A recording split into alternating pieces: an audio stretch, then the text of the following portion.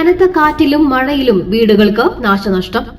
പെരിഞ്ഞനം പൊന്മാനിക്കുടത്ത് മരക്കൊമ്പ് വീണ് വീട് ഭാഗികമായി തകർന്നു.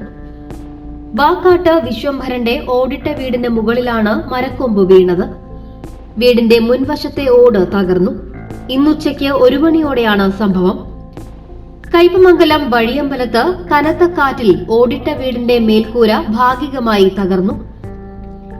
നടക്കൽ രവീന്ദ്രന്റെ വീടിനാണ് നാശനഷ്ടമുണ്ടായത്. പഞ്ചായത്ത് വില്ലേജ് അധികൃതർ സ്ഥലത്തെത്തിയിരുന്നു.